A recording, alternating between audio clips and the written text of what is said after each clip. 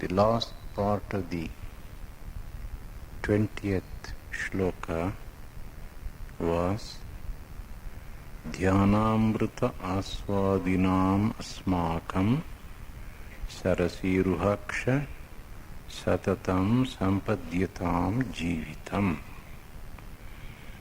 Our life should be enriched constantly and continuously by these various disciplines and their effects upon us. Baddhena, Anjalina, Atena, Shirasa, and so on.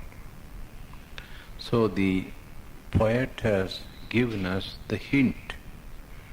If our life has to be enriched, then what is needed is Dhyana Amrita Aswadanam. Dhyana is meditation upon the Lord. That itself is compared to Amrita or nectar, which gives us joy, happiness and peace. So by tasting that, we will be able to see that our life is enriched, becomes blessed. It just boils down to this. If our life has to be full of joy and peace, we should learn to meditate upon the Lord as much as possible, constantly and continuously. We next go to the 21st shloka. Here, practically, a number of adjectives have been used to address the Lord. But these names, these adjectives have been so selectively used that each one of them can bring out one great aspect of the Supreme Lord. He Gopalaka, He Kripa Jalanidhi, He Sindhu Kanyapate, He Kamsantaka, He Gajendra Karuna Parina, He Madhava, He Ramanuja, He Jagatraya Guru, He Pundarikakshamam, He Gopi Jananatha, Palaya Param Janami Natvam Vinam. He is the word for addressing the Lord. It is called Sambodhana Prathamai Bhakti. Vocative case, O Lord, as we say in English, O, the same is He in the Sanskrit language. The beauty is, He is addressing all these adjectives or names or expressions to the Lord as if He is standing in front of Him. Not only is He feeling the presence of the Lord, He is actually even describing the Lord as if He is standing in front of Him. The last line is most important here. Mam palaya tvam vina param na janami. Please protect me. Please save me. Please protect me. Why? Because I do not know anyone else, anybody else who is superior to you, who is better than you, who is capable of protecting me. So you are the Supreme Lord, the Supreme Protector, therefore I am taking refuge at your feet. This, in the language of the Bhakti Sutras of Narada and the Bhakti philosophers, is described as ekanta bhakti. Aikantika bhakti or ekanta bhakti. Eka anta. The end and aim of this type of devotion is only one. That is the Supreme Lord. So that devotion is directed towards the Supreme Lord in the form of the Ishtadevata. Here the Ishtadevata for a poet is Lord Sri Krishna. So this is Ekanta Bhakti reflected in this 21st shloka. Sri Ramakrishna gives the example of Chataka Pakshi, a kind of sparrow, the Chataka bird. According to our mythological literature, the Chataka always desires to quench its thirst only by the rainwater. It may be dying of thirst. It will not drink ordinary water on the ground. It always looks towards the sky, towards the dark clouds from which rain can be expected. So just like that, the Ekanta Bhakta of the Lord also always looks towards the Lord for the fulfillment of his desires and also for getting the final liberation, moksha. He is the final source for protection. So Ekanta Bhakti is reflected here, and Chataka Pakshi is the famous example found in our mythological literature. Now let us take up these names one by one. He Gopalaka. As if the Lord is in front of him, he is addressing him. Revered Yatishwaranji Maharaj used to tell us many times, learn to speak to the Lord as if your Ishtadevata is in front of you. Converse with him, talk to him. Maybe that he doesn't reply to you, he may be just smiling, that's all, doesn't matter. So in this process of talking to the Lord, we will be actually unburdening our minds and hearts. Our minds and hearts can become very light and of course clean and pure. Revered Vireshwanji Maharaj, from whom quite a few of you have taken mantra diksha, once told us, you see, when Swamiji had come to Madras, I was a little boy. I was taken by my parents. We were able to see him. Then one of the Swamis asked him, Maharaj, do you remember seeing Swamiji? Well, I don't remember, but I am sure Swami Vivekananda saw me. So I might have seen him or I might have seen him, but still I might not remember. That experience is not there. But definitely he has seen me. Because the proof is there, my parents took me there as a little child or a baby or a boy. So like that, even though we may not be able to see the Lord will be seeing us and he will be listening to us. Ultimately, in spiritual life, faith has a tremendous influence. Please remember that. The so-called reasoning and rationalism and philosophical speculations and all that, they may help us to some extent in religious and spiritual life. But ultimately what really matters is Shraddha, faith.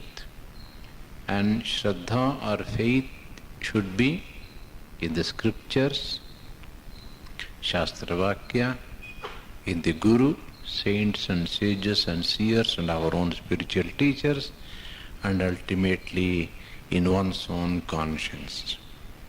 So here he is telling The great people are telling us, talk to the Lord, address Him, as if He is standing in front of you. Now, who is Gopalaka? Well, the most ordinary meaning is one who is protecting the cows. Gopalaka, cowherd. That is what we read of Lord Krishna in the Vishnu Purana, in the Bhagavatam. He grew among the cowherds of Vrindavan. But the word Gauhu or Go in Sanskrit has 2 or 3 meanings. The first meaning is cow, yes. For all practical purposes in the mythological literature, Vishnu Purana and Bhagavatam, he was a cowherd. Gopalaka, one who protects, takes care of the cows. But Gauhu or Go also means the earth. Very often the earth is pictured as a cow coming to the Lord and unburdening her woes and sorrows before Him. So one who protects the earth. So not only in the form of a king, but also in the form of a Dharma Rakshaka, and of course ultimately the Supreme Lord. The third meaning of the word Gauhu or Go is speech. So one who is the Lord of speech. So Brihaspati is the Lord of speech. He was Devaguru. He was a partial incarnation of Lord Vishnu. Or you can also say one who is the Lord of the Vedas, through which the spiritual wisdom has come to us. Or one who is the Lord of our speech, therefore who inspires us to speak rightly. All these meanings are possible. Gopalaka is one who protects the cows, protects the earth, protects our organ of speech and our capacity to speak. Kripa Jalanidhi. Jalanidhi means ocean. Kripa is daya, compassion. He is the ocean of compassion. We have the well-known saying in English, to err is human, to forgive divine. One of the finest examples of this forgiveness you find in the life of Lord Jesus. He is dying on the cross, but he says, he prays, O Lord, forgive them, they know not what they do. You have perhaps read in the life of Sri Ramakrishna, there was a priest in the Kali temple of Dakshineshwar, a very greedy and lustful man. He found that this young priest Sri Ramakrishna had practically captured the imagination, the mind of Madhur Babu, the owner of the temple, garden and property.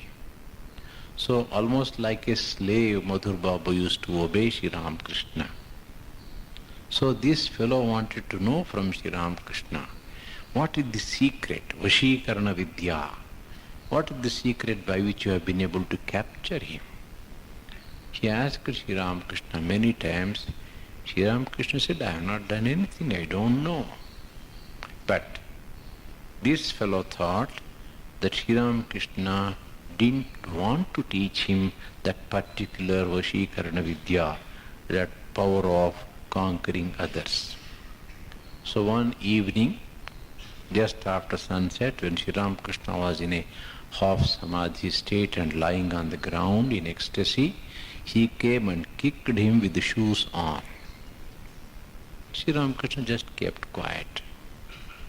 But as a result of that papa, very soon he was dismissed from the temple service. He has to exit ignominiously. After some time, when the talk came, when the incident was referred to by Madhurnath Vishwas, Sri Ramakrishna casually told him what had happened.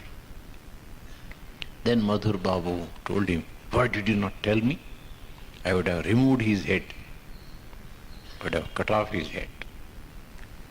That is why I didn't tell you." So Sri Ramakrishna quietly told him, "That is why I didn't tell you." In other words, great people are like that. They are the very ocean of compassion, Kripa, Jala, Nidhi. In fact, in the Vishnu Sahasranama, the same is used in a slightly different way. Kshaminam Varaha.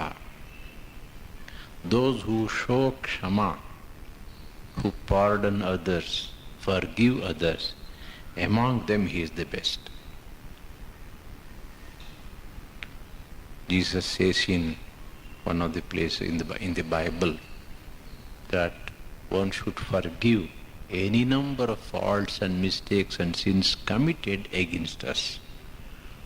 Not 7 times, but even 770 times, he says. If somebody has wronged us, we should forgive. Of course, that is the attitude of a real saint. So, Kshaminam Varaha, one who is the best among those who forgive and forget. But this wonderful Lord has many ways of showing his compassion towards us. Sometimes the compassion may be direct and may be in the form of what we had expected from him. But at other times it will be the opposite. In the Bhagavatam, I just quote half the shloka.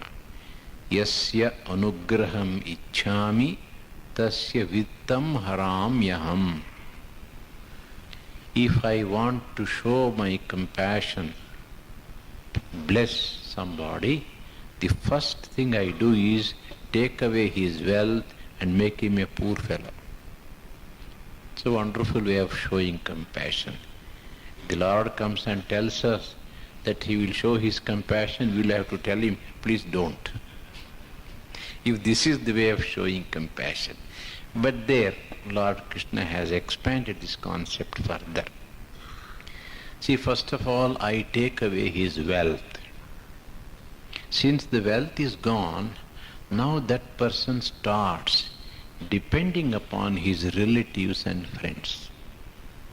The world is such a horrible place that once a person loses his wealth and position and power, others care a tuppence for him.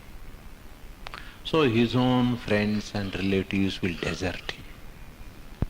So that support is gone. The support called wealth is gone. Support called family or friends is gone. Then he feels absolutely helpless, turns towards the Lord. And when he turns towards the Lord and prays, that prayer will be very intense because it is Artha Bhakti. He is Kripa Jalanidhi. Then we come to the next adjective. He Sindhu Kanyapate. Sindhu means ocean, the daughter of ocean. He is the husband of the daughter of the ocean. That is Lakshmipati. When the Kshira Samudra was being churned out of the many objects that came out, Mother Lakshmi also was one, almost towards the end. So here the poet is telling that he is Sindhu Kanyapati, the husband of Lakshmi, who was the daughter of the ocean. On all Ekadashi days, by the way, tomorrow is Ekadashi, our Aarti starts at 6:45. So on Ekadashi days, we sing this almost towards the end. Ramaya Ramachandraya Ramabhadraya Vedhase Raghunathaya Nathaya Sitaya Pataye Namaha. DVG has given a very interesting commentary or explanation on this shloka. Now in the court of Sri Ramachandra, Raja Rama, when all people have gathered, Sri Rama is sitting along with Sita on the throne, and then Bharata, Lakshmana and Shatrugna are there, and also Hanuman, and others are there, and the court hall is full of people, packed with people. All types of people are there. There are commoners, there are poets, there are rishis, there are philosophers, and there are others, including the ladies of Sita's servant maids. Then, immediately as soon as Rama came and sat on the throne, the common people said, Ramaya Namaha. We bow down to Sri Ramachandra, Rama. Those who had a poetical bent of mind, they thought it is too drab an expression. Ramaya Namaha, what is this? Rama is much more than that. So Ramachandraya Namaha, they said. Rama, who is like the full moon, so beautiful, so nice. But then rishis thought, what is this? These fellows are stressing only the external beauty of our Lord, is much greater than that. So they said Ramabhadraya Namaha. So Ramabhadra is the very personification of auspiciousness. So let us look at that great quality. His very presence can purify us. But the Tattvajñas, philosophers, they said, they do not know who Rama is. Sri Ramachandra is Parabrahman. Vedhase Namaha. We bow down to Parabrahman. Then Lakshmana and Bharata and others thought, this is too bad. They were proud of their Raghuvamsha. And Sri Ramachandra was Raghukula Tilaka. They said Raghunathaya Namaha. One who is the Lord of the race of the Raghus. Then Sita said, I do not know all those things. Nathaya Namaha, he is my husband. Then as soon as Sita said Nathaya Namaha, the servant maids of Sita said, Sitaya Pataye Namaha. Rama has no independent existence. Rama is our Sita's husband. So we bow down to Sita, Sri Rama, who is the husband of Sita. It's a beautiful explanation for one shloka, how intelligent people can give various types of interpretations. Here what is to be noted in this particular name, He Sindhu Kanyapate, is that he, more than he, the grace of the Divine Mother is recognized here. Now we are ordinary people. If we have to be blessed, if we have to be protected, if grace is to be shown towards us, it is only the Mother of the universe, the Divine Mother, that can do it. So, we, while approaching the Lord, we keep the Divine Mother in mind and then say that he is the husband of Lakshmi, Lakshmipati. That may work better than directly approaching him. Swami Vivekananda says in one place, I am very fanatical about one thing. I feel Mother is greater than Father. He was referring to Holy Mother as greater than Sri Ramakrishna. Well, it is but natural for all the human beings. We love and respect our mothers. That mother instinct, the respecting, the love and affection and the protection and the forgiving nature of the mother is reflected here in this little expression. Then comes Kamsantaka, one who became the Yama for Kamsa, one who destroyed Kamsa.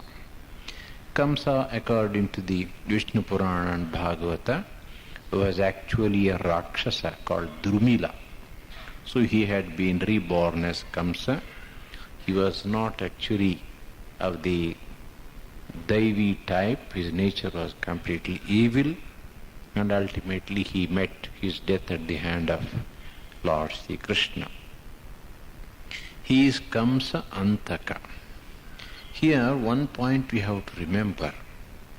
In all our scriptures we find that the Lord is destroying the evil people.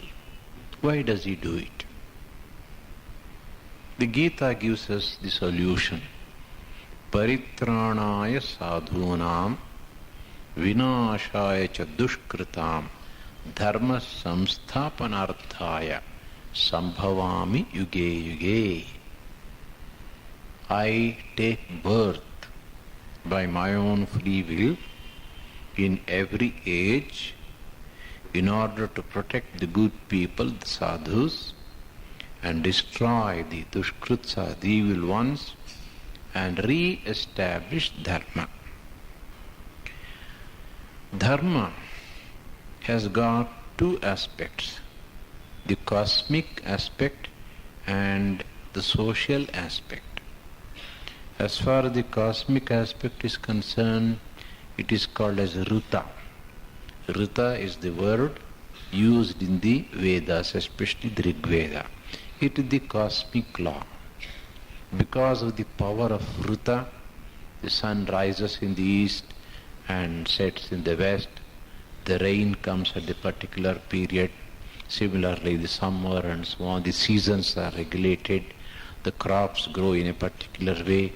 In other words, whatever is functioning in nature, all that is according to Rita, the cosmic law, which is the power of the Lord reflected at the cosmic level.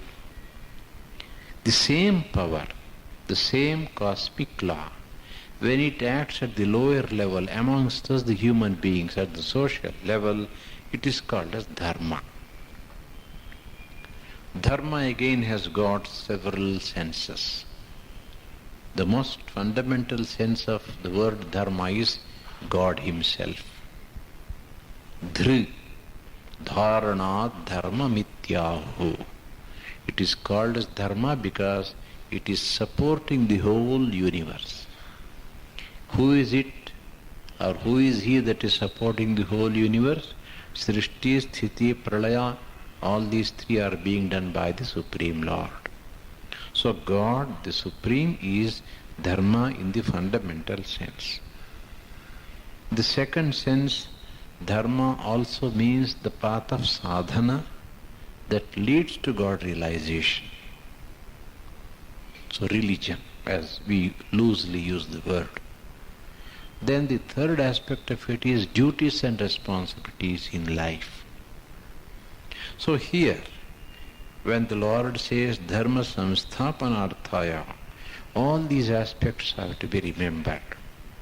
Unless the society is regulated by certain principles, no civilized life is possible. No country can survive if there are no laws in the land, if there is no Raja Shakti to implement those laws.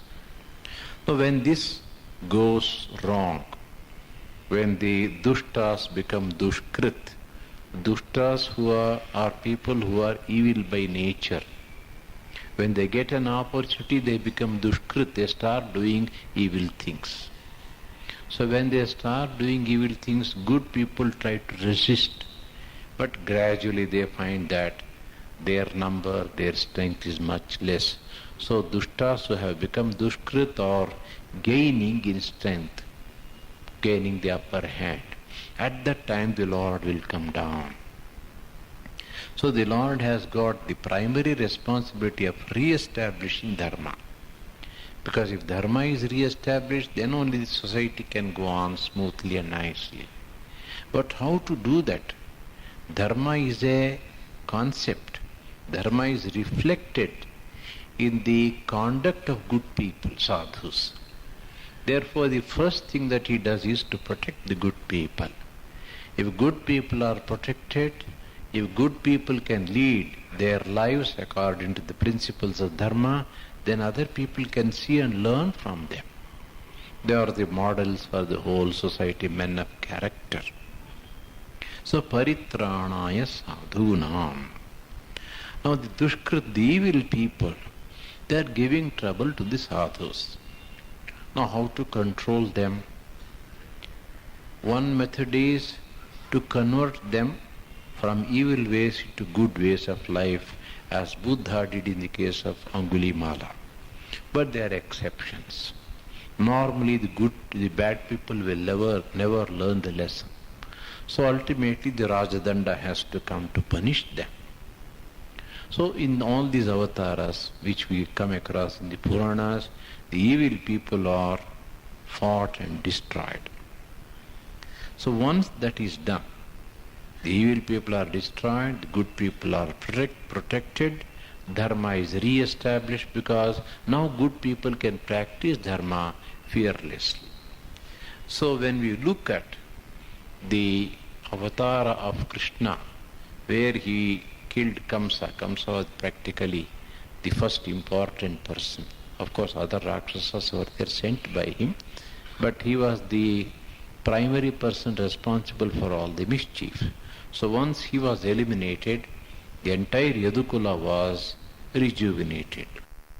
Coming to the social aspect of dharma, our dharma shastras, including the Puranas, have kept before us 10 simple principles. What is dharma? Dharma has got several aspects. There is Samanya dharma, there is Vishesha dharma. Vishesha dharma is Varnashram dharma. We will not go into those details. But Samanya dharma, the general principles of morality and ethics which apply to all human beings, are 10. They are listed as 10 in the Dharma Shastras and Puranas. They are ahimsa, not harming others in thought, word and deed as far as possible. One can harm others only when one's own life is in danger. There are emergencies, of course. Then comes Satya, speaking the truth, and then keeping up the word given to others. Asteya, not stealing, not taking things which don't rightfully belong to us. Dana, giving gifts. Kshanti, forbearance. Then Dhamma, self-control. Shama, keeping the mind at peace. Akarpanya, liberality, to be liberal in life, not to be stingy. Then Shaucha, keeping the body, speech and mind pure. And Tapas, austerity. So one has to live a life of austerity, and that will help the whole society. Austerity doesn't mean going to the Himalayas and doing so many types of tapas. Austerity simply means leading a simple life, simple living and high thinking. So that simplicity can be reflected in all aspects of our life. So in eating and drinking, and then work, in the various things we use in this world. Suppose 2 or 3 sets of clothes are enough. Why should we have 50 sets of clothes?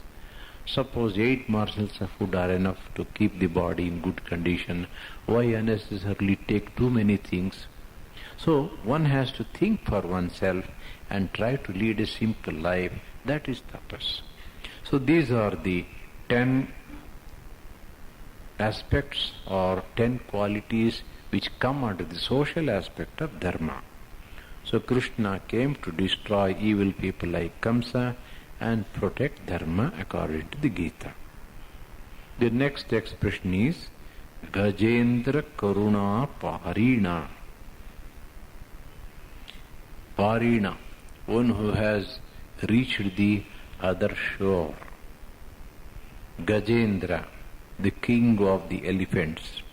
He showed him mercy, protected him, and his mercy, the Lord's mercy, practically reached the other side of the shore of the ocean of mercy. That means it was absolutely complete and full. Well, the story of Gajendra or Gajendra Moksha comes in the 8th skandha of the Bhagavatam in great detail.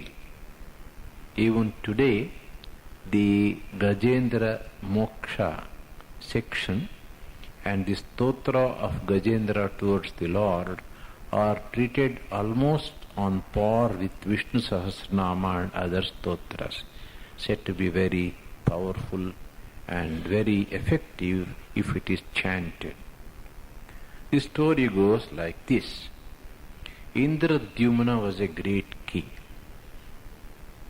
In his old age, 3rd ashrama, he gave up his kingdom, went to a forest started living Vanaprastha's life. One day he was sitting in his ashram after meditation, enjoying great inner peace. Agastya Maharshi came there. We do not know what happened and why. Indradyumna did not get up, show him the respect that was due to him, and treat him as an honored guest. Almost he ignored him. Then Agastya became angry and cursed him. You are behaving like an elephant, so you be born as an elephant. Then suddenly Indradyumna woke up, confessed his mistake, fell at his feet and asked for pardon. Then Agastya said, since I have already uttered the curse, I cannot withdraw it. But I can see through my intuitive insight that later on you will be caught by a crocodile, and at that time all your strength to fight against it will go, and you will pray to the Lord Vishnu. He will come and deliver you from that wretched life. There was another Gandharva, who was his name. He also committed some mistake in the Devaloka. He was cursed to be born as a crocodile here. Now, Indradyumna immediately died, became an elephant, was reborn as an elephant, the king of the group of elephants. They were all living on the Trikuta Parvata, a mountain with 3 peaks. So one day in summer, along with all the other elephants, he came to a nearby lake. He was taking bath and then enjoying himself. At that time the crocodile caught his foot. So he struggled, he could not get out of its grip. Then all the elephants joined him like a chain and tried to pull him out. They didn't succeed. 1,000 elephants. So even 1,000 elephants could not rescue him. So finally he started praying to the Lord, Artha Bhakti. Gajendra Moksha is very famous. So when he prayed to the Lord, that Gajendra Moksha Stotra is very long, full of philosophy and also bhakti, jnana and bhakti. Finally the Lord came on Garutman or Garuda, his vehicle, and then discharged the chakra which cut the crocodile and released Gajendra, and Gajendra again gave up the elephant body and regained his original form. That is the story. Only 2 shlokas I read out from the prayer of Gajendra. Namam ime jnataya aturam gajaha kutah karinyah prabhavanti mochitum grahena pashena vidhaturāvrutah apyahancha tamyami param parayanam. Na mam ime jnatayaha aturam gajaha. Now there are he elephants and she elephants there. I am in trouble, I am in difficulty now.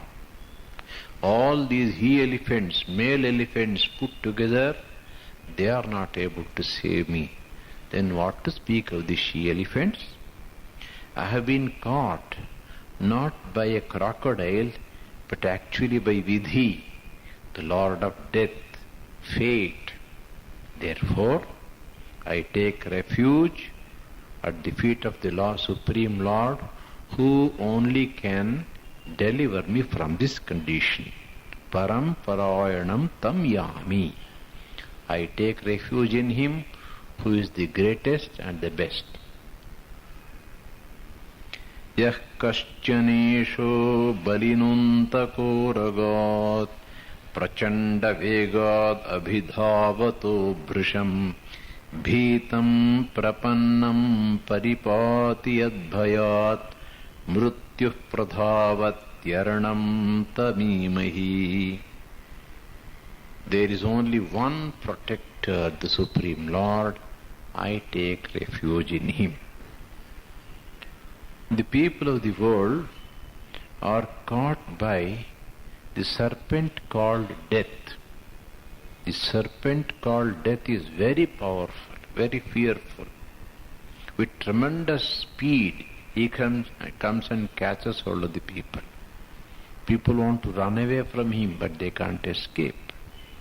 Such people who are caught by the serpent of death, they turn towards the Lord and pray.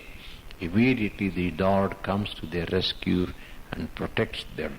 Bhitam prapannam paripati. When we are afraid, when we are in trouble, if we become prapannas, take refuge at the feet of the Lord, seriously and sincerely, then He will protect us. Yad bhayat. He is not an ordinary person who is protecting us. By his fear, even mrityu runs away. Mrityur dhavati panchamaha. This is the word that comes in the Taittiriya Upanishad. The beautiful description. So Indra and others, they are all running helter-skelter. Nobody is able to stand before the Supreme Lord. Even Mrityu is terribly afraid, he is running away. Because even Mrityu is one of the Devatas who has been assigned some function in the cosmic scheme of life. So I take refuge in him, from whom even God of death runs away out of fear. So quite a good number of shlokas are there. They are all full of devotion. They are also full of the Vedantic teaching. Then of course Lord comes and saves him. The very last part of it is Narayana Akhila Guru Namaste. The Bhagavatam says, the description is very beautiful. Now all his strength has almost gone, he is about to collapse. But with great difficulty he takes a lotus flower which was very near and lifts it up in his trunk to the Lord. Addressing the Lord, he prays, Narayana Akhila Guru Namaste. So this is the story of Gajendra Moksha. This has a lesson for us. How did Gajendra get that birth? Though he was a great king, Indradyumna, a dharmishtha, and he was doing tapas, still he got himself into trouble because he did not respect the great rishi. So sadhus and satpurushas, they should never be, discourtesy should never be shown to them, they should never be disrespected or dishonored. It is very important. Once a brahmacharin was serving the Holy Mother, and there were many ladies along with Holy Mother, her relatives. So one of the girls carelessly walked in such a way that her sari touched this boy. Immediately Mother got angry. Mother told him, this is not the way to teach, to treat the sadhus. They are like serpents. So any disrespect shown to the sadhus and sannyasins will get those people into trouble. The second point that we learn from this story is Artha Bhakti. Devotion of the afflicted can be very, very effective. When you are in deep trouble, all avenues of solutions are completely closed, you feel absolutely helpless, then the prayer becomes very intense. These are the two lessons we can learn from Gajendra Moksha, the story of Gajendra Moksha. Then comes the next word, Madhava.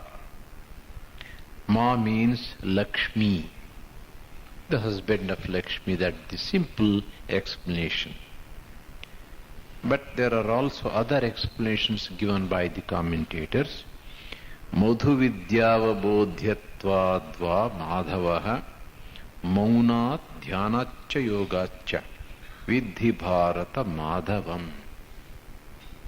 In the Udyoga Parva of the Mahabharata, Krishna himself gives this definition. I am called as Madhava because of this. Madhava, the husband of Lakshmi, is the simplest of the explanations. But Krishna doesn't give that explanation here. Madhu Vidya avabodhyatvadva Madhavaha. So Madhu and Madhava, they are interrelated. Grammatically Madhu becomes something which is connected with Madhu is Madhava. Madhu literally means honey. Madhu also refers to what is called as Madhu Vidya, which comes in the Brihadaranyaka Upanishad. A special kind of meditation and contemplation which will ultimately lead to Brahmajnana. So since this Madhu Vidya has come from him, he is called as Madhava. Spiritual knowledge and wisdom which brings us joy, peace, just like Madhu, which is very sweet, honey, just like that. Therefore the Lord is called as Madhava. The second explanation is even more interesting. Maunat Dhyanacha Yogacha. So Ma refers to Mauna, Dha refers to Dhyana. We can attain the Lord through Mauna and through Dhyana. These are the two simple means. How are they connected? Well, Shankara says in the Brihadaranyaka Bhashya, Mananat munihi muner bhavaha maunam. Mauna doesn't mean simply keeping the mouth shut. Man means to think. So when we are intensely thinking and the mind is completely immersed in the subject of our thought, then there is no inclination even to speak. That is real mauna. So stopping the mouth, not speaking is the first step. The tremendous energy that is created in the mind, thought power, thought current, has to be directed towards the object of meditation, that is real mauna. When the mind is concentrated upon that object to such an extent that you are not aware of anything else, therefore there is no question of speaking to others, that is mauna in the true sense of the term. So mauna is the first step, dhyana is the final step. First I don't speak, yes. Then what happens? That energy gathers. The energy that gathers in itself or inside should be directed towards the object of meditation. So he is called as Madhava because he is attained through mauna and dhyana according to this expression or explanation given in the Mahabharata by Krishna himself. There is another work called Harivamsha. Now this is a very interesting work, it's quite big. In the Mahabharata, Krishna comes only at the time of Draupadi Swayamvara. There is absolutely nothing, no information about Krishna's earlier life. Probably to fill up the gap, as it were, somebody composed this Harivamsha, which is something like a precursor to Bhagavatam. There Lord Krishna's life right from babyhood days, childhood days is described. There this particular shloka comes which gives an explanation of the word Madhava. Ma vidya cha hare prokta tasya isho yato bhavan tasman madhavanamasi dhavaha swamiti shabditaha. It is a part of a prayer addressed to Lord Krishna. Ma means vidya. What type of vidya? Harehe vidya. Spiritual knowledge and wisdom. Para vidya, as the Upanishads put it, which ultimately lead us to the realization of the Lord, that is called Ma. Tasya ishaha yataha bhavan. Ma dhava. Dhava means husband. Dhava means Lord. Now you are the Lord of that. In other words, If there is a Vidya called Paravidya or Brahmajnana, you are the Supreme Lord from whom that Paravidya or Brahmajnana comes. So you are the possessor of that knowledge or wisdom, you are the giver of that knowledge or wisdom of the Supreme. Therefore, you are called as Madhava. Then Ramanuja. Ramasya Balaramasya Anujaha. Anuja, one who is born following. That means a younger brother. If Rama is taken as Balarama, refers to Balarama, then his younger brother is Krishna. So that is the simplest explanation. Balarama is Rama and Shri Krishna is called as Rama Anuja, the younger brother of Balarama. But the word has been interpreted in a different way also. So Rama becomes Anuja to Krishna. He to whom Balarama is younger. How do you explain this? Because Balarama is Adishesha. Adishesha has come at the Lord's command as Balarama. So in this second sense, Ramanuja simply means one to whom Rama or Balarama is younger. Younger not in the physical sense, but in the spiritual sense, in the sense of power and manifestation. Both these meanings are possible. Then Jagatraya Guru. You are the Guru for all the three worlds. Jagatraya Guru. He is the Guru of the three worlds. Which are the three worlds? Bhumi, Antariksha, Swarga. This is traditional interpretation. It is he who has created this earth and the Antariksha, the space in between, and Sargaloka or heaven. Therefore, he is the father of the three worlds, the creator of these three worlds. The word Guru in Sanskrit has several meanings.